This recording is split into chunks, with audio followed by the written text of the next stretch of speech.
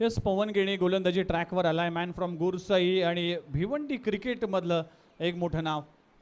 पहिला बॉल खोलवर टप्प्याचा हाताळण्याचा प्रयत्न केला होता. लोअर फुल टॉसला एक्झिक्यूट केलाय. लॉंग ऑन रिजन मध्ये दिनू कांबळेच्या बॅट मधून येतोय एक क्रॅकिंग षटकार.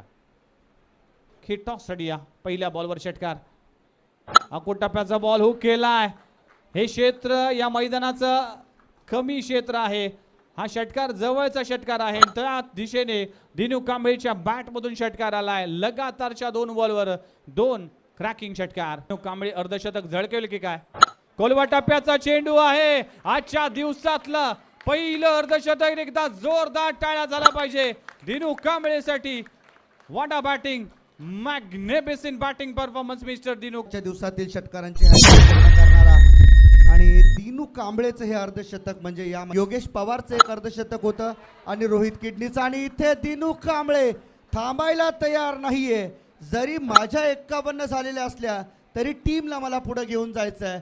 हा ध्यास जणू मनाशी बांधलाय. हा 4था षटकार पवन दिसत असताना, अगदी तुटून पडत असताना इथे देखील फटका चांगला आहे. अप्रतिम फटका पाहायला मिळतोय दिनू कांबळे.